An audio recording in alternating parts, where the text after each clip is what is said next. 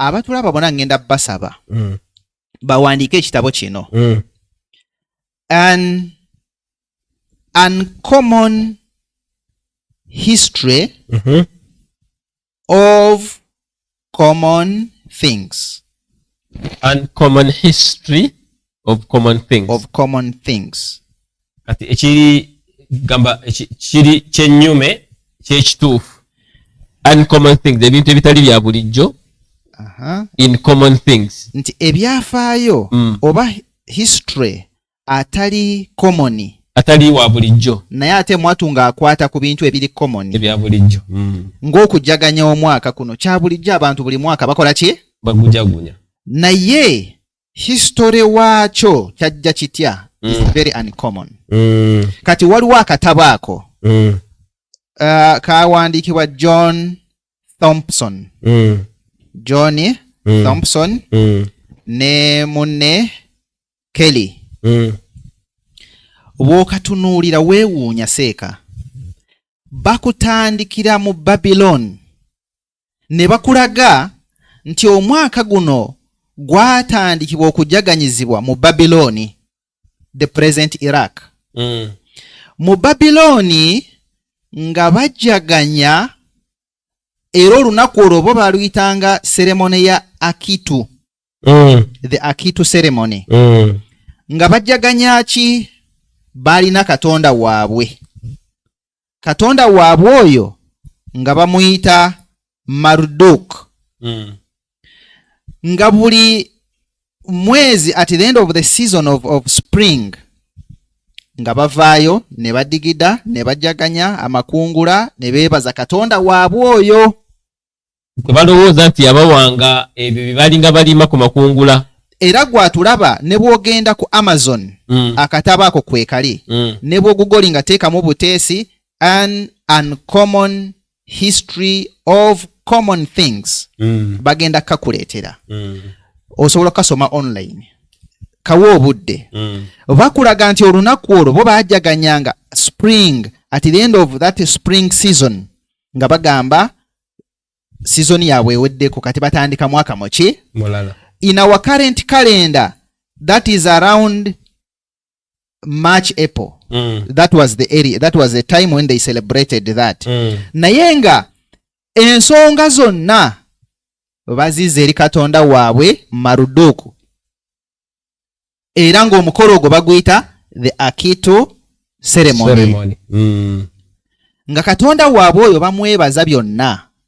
Ababadde bakabaka ne babeeranga badda eri katonda waabwe ono okumwebuuzaako obufuzi bwange. Jjukira mu biseera ebyo ng'entalo nyingi. Nga bamwebuuzaako bannange ekiseera ekiddako tugenda kubeera mu ntalo, tugenda kubeera tutya, tugenda kuwangula, tugenda kuwangulwa. Nga beebuuza katonda waabwe oyo Maruduku. Era nga bamusaddaakira, nga bayimba, nga bakuba embuutu, naye nga bali katonda ani? Maruduku. Era ensonga zino bw'obanga Google gyesiga teekamu Akitu festival olabye bye bakuleetera. Teekamu Maruduku olabye bye bakuleetera. Abo baalinga bakatonda mu Babyloni nga basinzibwa, nga katonda oyo bamusinza, bamwebaza, bamuweereza, nga they call it, they are starting a new phase, a new year celebration. But again, it wasn't in December. It wasn't in December. It was like in March, April. Nga bwe tulaba kuba wali mu Bible yo Easter inakubeera ennaku z'omwezi nga 14 January. Kati nabano nabo ba celebrating nga March, April. As in gamba March nga gwako nga bayingira April nga ba celebrating. Yes. Okay. Era ebiseera ebyo kigamba it was around 2000 BCE. Ebiseera ebyo. Era the ancient Babylon ekyo bo kye baakolanga, that is the current Iraq. Ate bw'ojja mwatu mu Rome, the ancient Rome, a Roman Empire and so forth. N'otunuulira January, kubanga kati bo bayingira mu January. Naye nga bo ate mwatu baakireeta batya? Baali bayina katonda waabwe nabo. Nga bo bamuyita Janus. Janus. omuntu agende ku Google ateke mu January era ajja kulaba history bamumuleetera. Kuba tulina ebitabo bingi wano naye tetwagala kusitula buli kitabo, twagala tukole kukali okumpi buli muntu kasobola okuteekamu akagalo ke n'akolako bw'ati nemuleetera history. Oyo history buli asobola okumutuukako kubanga we are discussing a very important topic. Bajjukize erinnya lya programu research desk sebo bas genda maaso chef bagiyita kasonsomolera ng'eriggwa ly'ettovu tuyingidde mu ndeedi kati sebo abatulaba bakadde baffe the ancient Rome ne batandika okucelebrating their god Janus. And that was on the 1st of January. Nga 1st of January ye kalenda bo gye baali bakola ki? Gye baali bakola ki? Bagoberera. Naye bw'otunuulira all those two, the ancient Babylon and the ancient Romans, bona baali basinzizaako maki? Masanamu, basinzizaako balubaale, basinzizaako bakatonda abatali ki? Abatali katonda. Now in that time mwatu ne wajja the Roman Catholic Church. Roman Catholic Church ebintu bino n'ebisika, celebrations zino n'ezisika n'eziyingiza munzikiriza eyaabwe. Era bwe baamala okubiyingiza munzikiriza, this is one of the reasons why the Protestant Church yeeyawulako negamba nti nedda tuvudde ku njigiriza entuufu eya Christ. Era ensonga eyo bw'ogenda ku page ya 24 mu kitabo ki Christianity in the East African Environment. Ekitabo kino Honorable Kiza Amoti Fulgensi bw'ogenda ku page ya 24 ojja kulaba nga Martin Luther ne munne Calvin ensonga eno bagirayizinga paragraph esemberayo ddala. Atugamba ki? Agamat as a result of the church deviating from a right track, some members of it demanded for reform within in order for the church to follow the true teaching of Christ. Kati ekkanisa yava ku ki? Ku musingi ku nnono neeyingizaamu ebyabasamize mu nzikiriza yaki? Ya Christianity. Nate ne batabiwandiika. Bwe baamala okubiyingizaamu ekyewuunyisa ne wabeerawo abaawakanya ne bagamba no, there is need for a reform. We have to go back to our original teachings. Tuddeyo ku nnono. Bino ebya January celebrations byabasamize basinzizaako Marduk, basinzizaako Janus, and we are against that teaching. We cannot incorporate that in our faith. Ba Martin Luther King ne Calvin ne bagamba no, let us start our own. Ne batandika chapter yaabwe Protestantism. Ne bawakanya ebyo. Kati bano bwe baatuula ne bawuliriza ebigambo bino ne balaba nga the Christian church, the Catholic Church is now having internal conflicts. Ne bagamba naye tutereezeemu. Ne bagamba tugenda kukola tutya. Ne bagamba kaakati tugambe nti luno lwe lunaku lwe tujjaganya okukomolebwa kwa Yesu Kristo. Because Jesus Christ was circumcised on the 8th day after his birth. And according to their faith, Jesus was born on 25th of December. Katibala 25th one. According to their faith. According to their faith. Kakati bobala 25 lumu, 26 2, 27 3, 28 4, 29 5, 3 6, 3 lumu 7 lumu 8. Ne bagamba tufunye wetukwatira. Tulina okukola ekijjulo kya Mukama waffe nga bamukomola. Yes. Era ebigambo ebyo byonna mu katabo ako ke nkugambye An Uncommon History of Common Things mwebiri. Era bw'oba oyagala kakasa teekamu mu Google yo gamba January and the circumcision of Christ. olabe kye bakuwa ndagala bajjukiza tuli ku research desk temwerabira kati ebyo byonna nga bikolebwa mu nsi ki era byonna biri mu Rome Yesu gyatatuukanga teyaliyo era Yesu mwenyi tiyajaganyako nti lunaku lwa 8 lwe yakomolebwa n'ajaganya kati seeka soko simbe wakati seeka idi na bwe babeeranga ddala tebamanyi nnaku mmeka Yesu ziyamala mu lubuto lwa maama we kuba mu Luka 1:26 wagamba nti mu mwezi ogw'omukaaga malayika Gaburiyeri yajja eri omuwala atamanyi musajja erinnya lye Mariyamu. Kakati Mariyamu n'akonsiivinga mwezi ogw'omukaaga kale gwa 7. Kakati bagamba nti nga 25 azaaliddwa.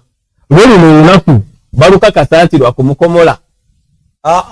Ebintu byeyo byakupangapanga just kulimisa just opangapanga just kati gwe tebereza mu mwezi ogw'omukaaga just bali baleeta na Bless mawulire ngazi kitegeeza ati teyafunira olubu yali aleeta na Bless mawulire tewali wayina bujulizi nti yafuna olubuto yalufuna mwezi wegute then tutandika okucelebratinga tiazaaliddwa 25 December kanane bwebala kale katugambe nti gwa 7 oba gwa 8 kitegeeza ati yamala mu lubuto emyezi 3 oba 4 oba 5 mwana yali yeetaaga kubika yali yeetaaga kubika tiretse kulimba mwana w'emyezi 4 myezi 5 bamubika singa ebyuma byaliwo bali mutadde mu incubator kuliro kitegeereka bulungi kyokola banagambye mu bigambo byange ne mbagamba nti ennaku ate bana abakristaayo ze bagezaako okuyimirizaawo seeko bwedda azikunnyonnyola nga obuvo bwazo entandikwa yaazo eyimiridde ku mbeera ya kisamize ekyo nno abantu bw'anaakiwulira ajja kugamba nti bavvoola lwaki ajja kugamba nti bavvoola nate bavvoola ne buyino kubanga omuntu akulefaalinze ebintu bibiri anti ye alina kiri ekyokwagala alina kiri ekyobwagazi akulembeza bwagazi so sikumanya naye kirungi nti ekitabo kye kigamba tutera okubagamba nti bw'ogambanga omubi emmeme yo gwe terifa bw'ali kyokka okuva ku bibi bye ye agenda kubeera ng'awonyeza emmeme ye ne Allah kyeyagamba nti dhalika mablagahum minal ilmi ekyo kyekikomo kyabwe mu kumanya omusajja yazze ku paaka kitegereka bulungi wali mu paaka empya we tulinawo olukuŋŋaana nga Christmas ebulako ennaku 2 etuuke tubuuza abasumba tubeerawo nabayitirivu tubagamba kale mutuyambe buyambi mutulage nga Yesu azaalibwa 25 December nga temuli kale mutuyambe mutulage ekigambo Christmas mukitulage nga temuli musajja yabadde abakiboga nga agenda nakawa wa muganda we kulya Christmas ng'alina ensawo mu parkingidde kasooli atemyetemye ebikajjo mu ebiri omunaga bibyo mutwale mulye nze sigenda kugenda yeeyo sinamuse naye point gye yabadde awo yagambye ng'ali serious nnyo naga nti mbadde sikakasa nti Christmas ng'ekigambo kiyinza okubula mu Bayibuli naga nti kineewunyisiza nnyo naga n'obuuza abasumba abawere 10 nga 25 December ne lubulamu naga nti kineewunyisiza nnyo ebikajjo n'abitugabira n'omubulira kasoolya togenda kutuukayo naga nti ate nze yayo ekyo kubanga ekibadde kintwalayo Christmas naga nti mugitemyewo yatumugamba siva abagitemyewo teriiwo oledde tekola ki so ennaku ze bagezaako okuteekawo nga Christianity n'otuteekerawo nti tucelebrating nti omwaka guweddeko nesi Christianity yokka enzikiriza ez'enjawulo zigenda zipanga nga bw'olaba Martin Luther ye yabaawukanako kati abasigadde bo ne basigala nga bakitambuza ekintu kyabwe naye mu kigaali nti omuntu ogenda kisigalamu olwensonga nti kamera yiyo weriya miliyoni 8 tugambye nti omuntu bw'aleeta nga lunaku lwa bikujjuko nga mwolulimi byawandiikibwa alutuleetere yajo lwaki nkulembeza nnyo Christianity buli kimu yeri mu maaso bweti nze kyaki obwedda nzija wano ku Dawa TV ndaba amakyaki gafulumiza obutebe bali mu bisaawe bafulumiza obutebe Yesu yagamba Matayo 10 line ya 29 nagande mwetike ekikoligo kyange muyigire ku nze kati bye tukola tuyigira kwani kuye waliwo obujulizi obulaganga Yesu ya celebratinga ko olunako lumugendo ku celebratinga nate mu Yokaana 8:21 yagamba nti ye gyagenda amanyiyo nze gye ngenda mwete mujja kukola temusobola kujjayo kati lindako katono teka mujahidi ono teka idi ye lubalula Eh. Kakati Esewa. Abasajja ne basalawo. abasajja twagala kubajjukiza nti mpaka empya waliwo olukuŋŋaana ne bwayise wano ku junction wenyini awo ekidda ku biraali awo olukuŋŋaana lugenda mu maaso mujje mulabe bwino ng'atokota nga butire kugamba kitokota nga sikitandikira abasajja ne basalawo kati tuddikirira lingo batulangirire nti kuno kukomolwa kwa Yesu. Kati ba Martin Luther King bwe baamala okuprotestinga ne bagamba nti mmwe muyingiza enzikiriza z'abasamize mu ddiini yaffe tubaawukanyeeko. Ne batuula ne bagamba tukoze tutya. Ekereziya ekola ki? Eggwaawo. Ne bayiyawo olunaku lw'okukomola Yesu Kristo. Ne bagamba nti zaalina tebaamukomera ku lunaku lwa 8 nti nti tubale yazaalibwa 25 nti kutuuka ku lumu zibeera 8 ne lukwata lumu. Tulye emmere. Okusinziira ku eyo kalenda ya Julius Caesar gye yatandikawo mu 45 BCE. Ne babeera nga baateekawo olunaku olwo ne bagamba nti tujjaganya okukomolwa kwa Yesu Kristo. Naye nga babise ki? Babise origini eyokubeera nga ey'amasanamu baweereza lubaale waabwe Maruduku mu Babiloni ne Janusi mu Rome. Yes. Era ennaku ezo nga bwe twagambye nti bakabaka baavangayo ne babeera nga basaba nga beegayira ne ku lunaku olwo Sseboseeka n'abatulaba lwe lunaku lwe baatuuzanga kabaka omupya. Kabaka omukadde bw'aba nga yazaaye tebaamutuuzanga ku Namulondo. Nga balinda olunaku olwa Akitu festivals nga bamwanjula eri Maruduku ng'amuwa omukisa nga bamutuuza ku ki? Ku Namulondo. Obwekityo bwe kyakola ki? Bwe kyalinga. Kati ne tujja tubuuza nti ate olunaku luno nga tulaba abantu bakuba fireworks saawa 6 gwa kiro. Ensonga eyo neevaawa ate mwattu eyo ne bagiyingizaamu okuva e China. Zari Hope abatumidde bannaayi wali awatchinga kwali agambye I'm watching ate ono bamwita Elizabeth yagambye nti mutwesangeyo mu nkuuka tobongooka ensonga eyo nebanga yatandikira China. Abachina baali bayina emisambwa nga gibatawaanya. Ne bagamba no, what do we do? Let us plant very many bamboo trees. Ne basimba bambu nga mungi. Ng'ekiseera ekyo bwe kituuka nga batematema bambu oyo nga bakuma omuliro nga basuulamu bambu sticks oil. Bwe ziba zikola ki? Zikwata omuliro nga zibwatuka zaatika ne zibaluka ne zikola eddoboozi to scare away the evil spirits. That was in the 7th century in the ancient China. Gamba bagobe emizimu nga balinga abakola lukuya kabaddinemu bakategere bulungi fireworks bwezitandika. Bayokyanga bambu ndozera beera bambu mu Luganda ndoza yoyo bino ebiti ebiringa ebikajjo ebinene bwebiri kati babireetanga nga babifundikidde eno emabega ne mu maaso eno ne babisuula mu muliro ne bibwatuka papa naye nga bagoba mizimu nga balinga abakola lukuya waabwe. Okubwatuka kuno nga kwe kugoba emizimu. Kyova olaba nti ne wano bano abasamira bano abasamize bano obuuza omuntu nti ekintu ekyo ky'olimu tokimanyi nti oli ku kifo oli ku kikyamu. Okusamira manya amakulu gaakyo yakutunuulira butunuuzibwa ati naye emizimu bwe gyakubanga abantu ne baasaamirira ne bakituuma okukola ki? Okusamira. Tuddeyo eno katono nnyo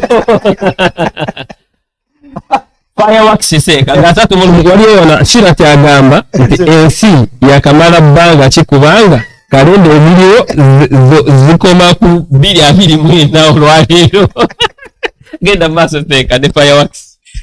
Ezo fireworks abachina bwe batyo bakola ki? Baziteekawo okubeera nga bagoba evil spirits.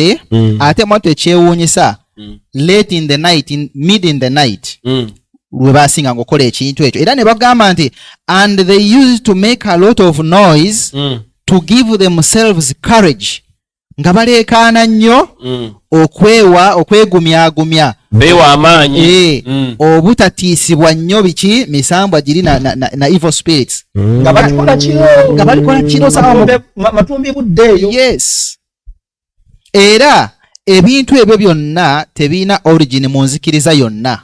You go to any faith, any divine faith that claims divinity, teri gye bagenda kulaga celebration za new year. Naye ate bw'oddayo mu history mu kitabo ekyo kye nkugambye bakulaga nti olunaku olwo lwalinga lwakusinzizaako bakatonda abo abaali basinzibwa mu biseera ebyo nga si Katonda omutonzi. Oyo ye history omumpimpi ku mwaka guno gwajja gutya okubeera nga gujjaganyizibwa. Kati ffe abasinga tugubuukidde buki era ne bakugamba nti Roman Empire neesaasaanya enzikiriza eyo mu Europe. Awo wonna neesaasaana olwa katonda waabwe Janus. Era Roman Empire ne bwe yakolapsinga olunaku olwo ne lusigala nga lukola ki? Nga lutambula nga lugenda mu maaso. Naye nga teruliiyo mu nzikiriza, si lunaku lwaffe, lunaku lw'abasamize. It has no doubt, it is on record. Now, for the people who are celebrating a new year, hadith mbaka Muhammad sallallahu hadith al-Qudus gamba byaba direct wa Allah nebijja jali Allah gamba yu'dhini ibn Adam, wanadamu anyiza yasubbu dahar avuma mwaka wa ana dahar atenga nzechi ze mwaka tekayidi butode kutandika abantu bagambe nti omuntu ayinza okubeera awo nga celebrating agamba kuliko omwaka alimu esawa alimu kwetala nenga bamalayika bali naye bamulaba nga tawezaayo yadde essaawa 2 ngabula Allah bagamba nti bamalayika bagamba wa nahnu aqrabu ilaykum tuli kumpi nammwe bwe tukulusejeni walakin la tandurun temutulaba omutyani mugwanidde yevuma omwaka. Allah yatutegeeza mu surati Zumar ba'da billahi minash shaitani rrajim bwe yalinga ayogera ku kufa yagamba nti Allahu yatawaffa al-anfusa hina mautiha wallati lam tamut fi manamiha wa yursilu al-ukhra ila ajalin musamma. Nebovaawo gino ne jidda ne bw'obanga weebasibwoti Allah akugjamu omwoyo. Allah yagamba nti bwe mbanga njagadde enkuddiza omwoyo ogwo nobeera ng'okyali mulamu, bwe mbanga saagadde kitegeereka bulungi bakubika. Kitegeeza ki? Olaba Allah akugambye nti ne bw'oba weebase osobola okukutta. Huwa alladhi yatawaffa al-anfusa hina mautiha. Mu aya endala egifaanana eri mu surati An'am yagamba nti wa huwa alladhi yatawaffakum bil-layli. Ne mu kiro nga mwebase muba mufudde. Nze mbatta. Thumma yab'athukum, bw'aba asiimye n'abazza engulu. Kati yamanyi bazza engulu ne balekayo. Gwe toyinza kutuulaawo n'ofumiitiriza Allah baatutte okuva mu January paka kati. Kati olina magezi kinnyaga agakugamba nti ovuma omwaka. Olina magezi kinnyo agakugamba nti ovuma omwaka. Gwe tokimanyi nti guno omwaka ogujja oyinza okuba ng'otuuse mu Gwokusatu nga Allah akuggyeeko amagulu. Ng'amagulu muba gaggyeko. Kati emmere gye bali mu kutegeka ya bwereere. Nziramu okuvuma omwaka mu nzikiriza yaffe ey'obusiraamu tokkirizibwa. Ate eno message ndowooza esooke egende ku basiraamu. Basiraamu tulekeraawo embeera y'okukoppa. Mujja kukoppa ebintu. Merry Christmas, Merry Christmas. Uli ku bintu by'abasamize. Kyova olaba nti programu zinga zino mwali badde muzijjumbira n'okuziraba mufunemu ekyokuyiga. Ebyo byennyini mubeera ku masimu ewaka abaana bali mu holiday nga bakuulira ebyo. Merry Christmas n'oyigiriza omwana ono naye nga ky'omuyigiriza kya busamize naye nga tokimanyi. Kyova olaba saawa eno mutuuse ne ku mbeera ey'okuvuma omwaka okoppa bali kitegereka bulungi. Kyova olaba ate mujja kugoberera abantu bano luta ku luta ne bwe banaatuuka okuyingira mu binnya by'enswaswa nga nammwe muyingirayo. Kityogoberera gwe kyomanyi nga kye kituufu. Nze nakugambye abakristaayo bwe baba nga balinayo olunaku lwe bakuza nga lwabwe lw'abakristaayo mu bweno baluleete. Kati saawa eno Sande bali mu kyaki, ani abagamba ogenda mu kyaki ku Sande okusaba? Kuba Baibuli egamba olunaku lw'okusinza lunaku lwa 8. Ani abagamba ogenda mu kyaki okusaba?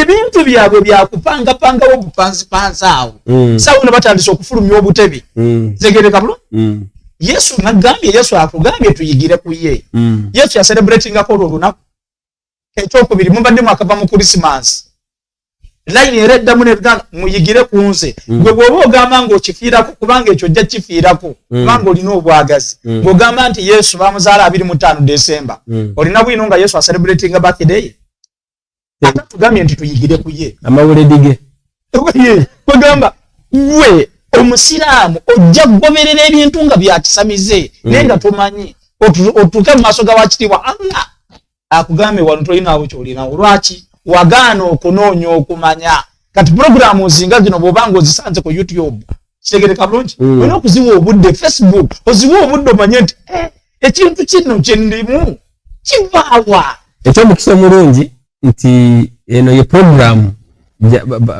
wamanyi bakwata obutambi bwa maseeka nabutemako nakola naye ka video ke wansi eno nga walampa seeka naye eno tutadde kizibu nnyo era ojja kukwata mwako nti kukopa tolina byogenda kutuuzaawo kyotuuzaawo bwekiri so tubalabula tokkirizibwa kugamba muntu nti kuliko omwaka obeeranga amugambye nti kulika Allah Allah tebamukulika kuba ye mwaka kubanga ye mwaka yakyusa obudde yakula emisana ekiro nzina mwabali eyo abeeteekateeka okugenda simanyi muwa bayisayo batya kubongolango mumanyi kubongoote byono byabadde akugamba muteekateeka naye mukuuka omanyi waliwo abasiraamu abamu obusiraamu ng'abuteekamu olugezigezi olujanja waliwo omwaka oguwedde oli yagamba munne n'amugamba nti nakulabye mu lubiri tegereka bulungi ng'omusiraamu naawe ogenda ku lubiri mu bintu ng'ebyo bivulwa mu omwenge oli omusiraamu n'amugamba nti wandabye otya n'amugamba nina obukakafu nakulabye ku TV nga nkulabira ddala wabadde oyambadde booti ono n'amugamba kituufu wandabye bwento bwe nabadde nyambadde n'amugamba naye naawe olina omusango okutunuulira ebintu ebitakugasa lwaki wabadde tegamba yandikuta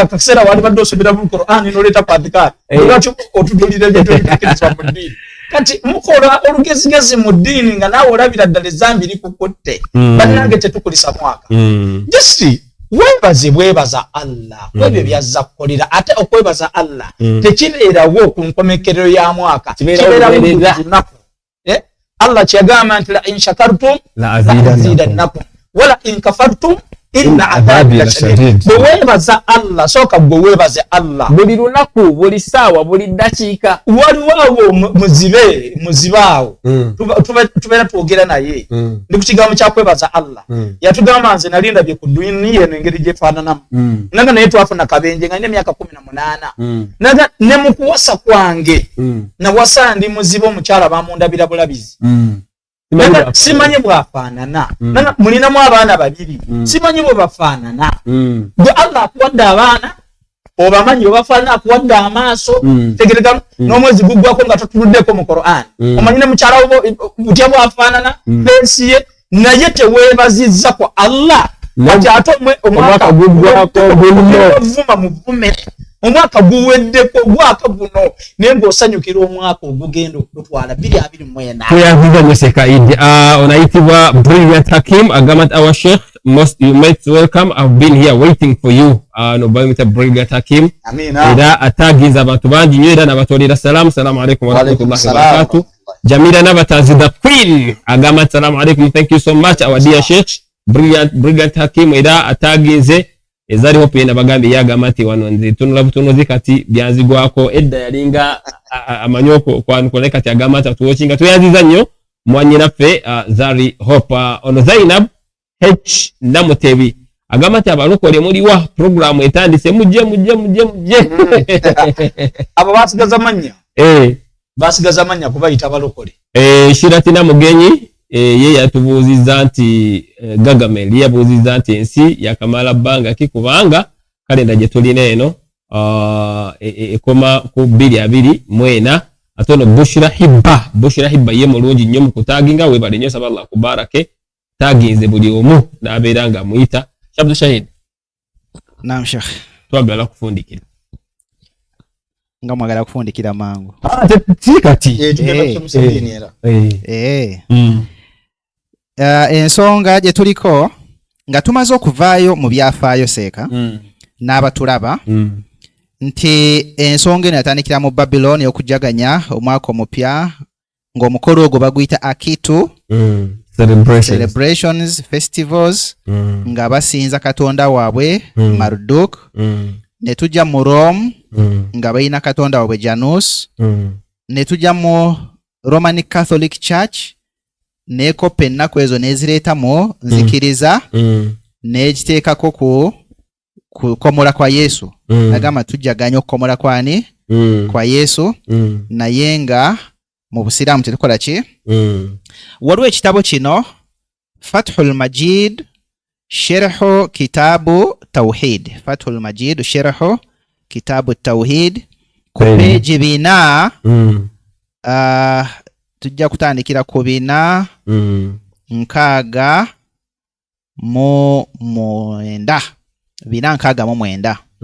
waliwo babo omulyango ogamba man sabba dahara faqad adha Allah man sabba dahara faqad adha Allah omuntu avuma omwaka abeera anyizaani Allah.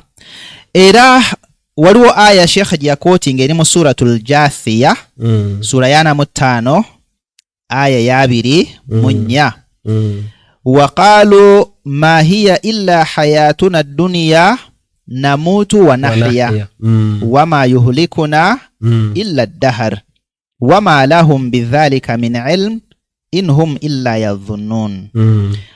Aya eno yayogera ku basajja abakuraishi abasajja abawarabu abajahiliya. Nabi sallallahu alayhi wasallam bwe yajja n'atandika okubasomesa obusiraamu bo nga bawakanya ebyokuzuukira era bagamba nti abo abawakanya okuzuukira ne bagamba nti tewali bulamu bulala wabula obwaffe buno bwokka obwensi tufa ne tuba balamu era tewali kituzikiriza wabula kuyita kwa mwaka.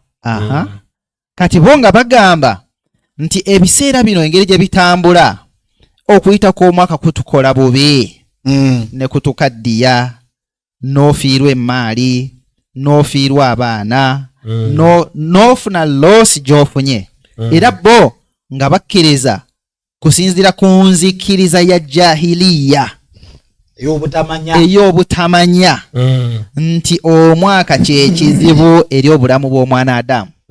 Time is the problem in the life of man. Ebiseera bigenda ne bidda. Nze naawe bwe nfiirwa akabuzi kange nga nkolima omwaka ogwo tombuulira ekyaka ekyo korona omwaka gwa korona siri gwerabira ogwo omwaka mubi nnyo n'okolima naye nga abakitandika ekyo ekyokugamba omwaka baali baki baali basajja nga si bakkiriza mu biseera bya jahiliya. Era wano Allah agamba nti wabula boogera ekyo nga tebalina kumanya kwe basinziirako tebali bo wabula balowooza bulowooza. Era Nabbi sallallahu alayhi wasallam ensonga ewe baamala okugyogerera ne bagikulembeza nnyo nti omwaka ffe gwe gutusaanyaawo omwaka gwe gutuleetera loosi omwaka gwe gutukola obubi. Nabbi sallallahu alayhi wasallam mu sahihi nga Abu Huraira atunyomeza atugamba Nabi sallallahu alayhi wasallam qala Allah ta'ala Allah yagamba yudhini ibn Adam omwana Adamu akola ki anyiza yasubbu dahara avuma omwaka ekyaka kino omwaka guno tulyose ne tuguwona bannange nze oba tuguvaamu ddi sekane ensonga eyo nkulu esebo Allah gamba nti omwana Adamu anyiza esebo tokiyisaako buyisaaki maaso go na birowoozo buyo kitegeeza buli lwovuma mu mwaka oba onyiza abo direct oba ovumye Allah ate era obeera omunyiiza. Kituufu. Bw'ateekateeka kiro ky'olwaleero okuvuma Allah abalala mwatandiise dda era nga mu bwongo obwo bukakasiza ddala nti omwaka ogujja oteeka okugutuuka mu bulya bwerimba. Genda ku rediyo olwaleero owulira oba tewaliwo be babika ebirango gendayo olaba nti tewaliwo be babika. Genda maaso inshallah. N'agenda mu maaso n'agamba nti wa ana daharo, nze Allah wammwe nze ki nze mwaka. Temunvuma buli wovuma omwaka nti omwaka gukoze kino oba ovumye nze. Lwaki? Uqallibu al-layla wan-nahara, kubanga ekiro ekigenda n'omusana ogujja nze mbikola ki nzabikyusa. Embeera ezibibeeramu nze nzivunaanyizibwako. Abagudde ne bamenyeka amagulu, eyafiiriddwa omwana, edduuka lyakutte omuliro, ebyo byonna Allah yakola ki? Era mu busiraamu eno ekyo ne kituuza mu mulyango gwa kadari, kkiriza okugera kwa Allah, rukun min arkanul iman. Olese embeera eyo n'onzijukiza twabadde ne pasita ne tumugamba nti Allah yatta, n'asa nti sijja kusiramuka. Nga nti kiki? N'agamba nti Allah gwe musinza atta n'abantu. Nga nti ye.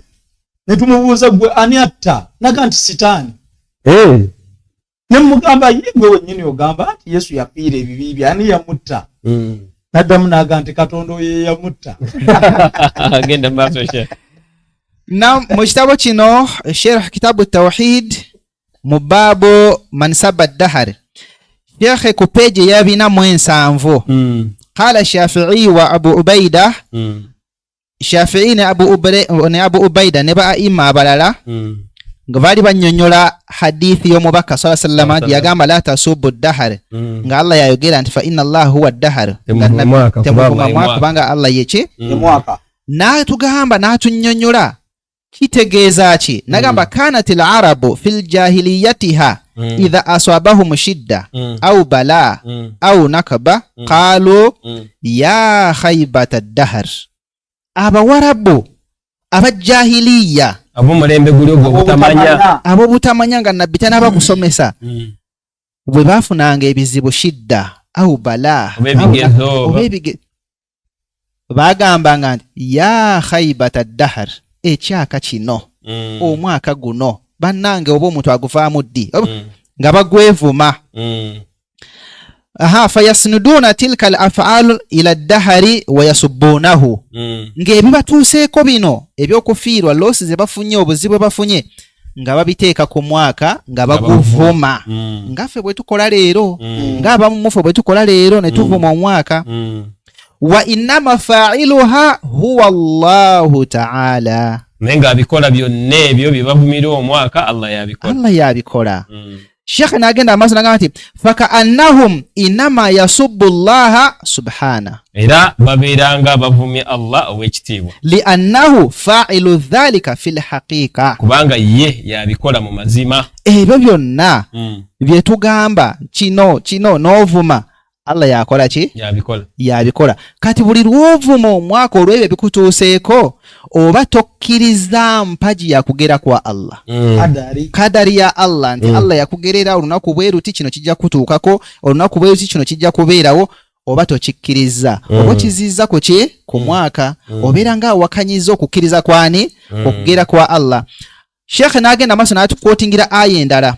Allah nga atugamba nti wabalawnahum bilhasanati wasayiat la'allahum yarji'un, mu suratul A'raf, sura ya 7 aya 168. Nti Allah atugamba ngenda kubagezesa bilhasanat wasayiat, ebibi n'ebirungi. Waliwo abantu abamu mwattu Sheikh bafuna ebirungi mu mwaka, n'azimbiramu ennyumba, n'awasizaamu omukyala, nazaala abaana, n'afuna ebyengera bingi. Kigezo wallahi. Era olwaleero abantu bagenda kukiggwa. Bagenda kukiggwa batya? Nga bagenda mu bifo ebyokusanyukirwamu, omuli omwenge, omuli ebidongo, bazine n'abakyala b'abendi, bazine n'abaami b'abendi. Ekigezo ekyo bakigwe. Ida mu surat al-an'am bwe mbasera bidde oba al-anbiya wa nabluukum bisharri wal khairi fitna. Era iyi aya Sheikh jazaako wano. Surat al-anbiya aya sura ya 2 aya ya 35. Wa nabluukum bisharri wal khairi fitna wa ilayna turja'un. Bagesa n'ebibi n'ebirungi nga kigezo ne mujja kudda gyendi. Byonna bikutuuseeko ebigezo oba mu birungi ebikusanyusa oba mu bibi ebikunyigiriza ebikuluma omukkirizo olina okumanya nti byonna Allah subhanahu wa ta'ala yabikola. Era yagamba nti masha Allahu kana wa ma lam yasha lam yakun. Byonna Allah byayagala bibeere byakola ki byabeerawo ate byatayagadde era tebibeerawo. Kitegeeza nti wano wagazi nnyo kubanga ne bw'obanga ofunye ekizibu kyonna omwaka ne buguba tegunnaggwako tokkirizibwa kuvuma Allah kubanga ebyo biri mu kadari ya Allah. Allah yabigera buli ekikutuukako kyonna tegereka bulungi bakugobye ku mulimu ate obadde wakatuuka ewaka landirodi naga nti nkuwadde essaawa emu ebintu obifolomye tegereka bulungi ogenda okukola bwoti puresha nekuyitako nekkuba tegereka bulungi. Ate ekyesinga okumanya Sekaidi nti olw'okuba twagaana okwadoptinga culture y'okwebaza Allah buli kaseera ensonga lwaki buli ekitukoona kituyisaamu eggaali ng'enjogera ya leero maisha tadhanika okitegeera tuwangalira mu bulamu obwo. Era Allah bw'amala okutonda Adamu n'amuwa password nga omubaka sallallahu bw'atugamba nti la in shakartum la azidannakum bwe munanneebaza ngenda kubongera. Yani lubeera nga tulina kumwebaza. Omanyi sitaani kye yakola yajja eri Allah nga kale nkitegedde ekyo naye thumma la atiyannahum min bayni aydihim wa min khalfihim. Ngenda kugenda gye bali ngenda batulira mbeetoololeko mu maaso gaabwe mabega waabwe kono waabwe ddyo waabwe wala tajidu aktharahum shakirin. Babeere nga abasinga omungi mu bo nga tebakwebaza mu kifo ky'okumwebaza tugenda kuvuma bagenda kuvuma buvumi Sekaab Shahid ogwaka katuddeko eri omuwalimu tuddewo then tubeere n'ebifundikira inshallah. Sebo Sheikh n'abatulaba kino ne kintwala mu kitabo kino Al-Bayan fi Arkanil Iman okunyonnyola mu mpaji z'obukkiriza ekya Dr. Yusuf Qaradawi ku peegi y'ebisatu 29 n'atugamba nti wa an Ubadata ibn Samit radiyallahu anhu annahu qaala libunihi ono yagamba mutabanyi we ebino bakadde bafe abatulaba ebikulu gye tuli fenna ya bunayya owange gwe mwana wange innaka lan tajida ta'ama al-iman qattu hatta ta'lam anna ma aswabaka lam yakun liyukhti'ak wa ma akhtak lam yakun liyusibak fa inni sami'tu رسول الله صلى الله عليه وسلم يقول إن أول ما خلق الله تبارك وتعالى القلم فقال له اكتب فقال يا رب وما أكتب قال اكتب مقادير كل شيء حتى تقوم الساعة ثم قال عبادة بن صامت يا بني سمعت رسول الله صلى الله عليه وسلم يقول من مات شنو شيخ تشكرو من مات ala ghairi hadha falaysa minni. Kamba buveri waggulu Ubada bin Samit nga annyonnyola mutabanyi we kati yawuli mbaka wa Allah sallallahu alaihi wasallam bingi wali nemugamba nti ekyasookerwa ddala Allah ekulagira ekalamu nti wandiika buli kimu ekigenda okutuuka ku mwana Adamu bulamu bwe kituufu. Kakati eno wansi namugamba nti tegeera kino nti omuntu yenna afa nga kino takimanyi abeera tali ku nkola ya ddiini ya Busiraamu. Era omwami ono yali ayogera ne mutabanyi we ayogera ne mwana we ngamunnyonnyola obulamu ngamunnyonnyola innaka lan yakozesa lan mu bulamu obusigadde bwonna togenda lan tajida ta'amul iman qattu togenda kufuna ku buwoomerezi bw'obukkiriza hatta tu'min okutuusa lw'onokkiriza annama aswabaka ekikutuuseeko omwana afudde omukyala alwadde edduuka likutta omuliro whatever has happened kyabadde mu kugera kwa Allah yali yakikuwandikako Allah yali yakikuwandikako mu lubuto nga tonnaba na kuzaalibwa nti omuntu ono bw'anaweza emyaka 10 ajja kumenyeka okugulu okwa ddyo olunaku bwe luti sawa bwezi bajja mu bakatayimbwa sawa byonna Allah subhanahu wa ta'ala yabituwandikako ebitutuukako mu bulamu era bw'otakkiriza ekyo mwe muva okuvuma omwaka mwe muva okuvuma Allah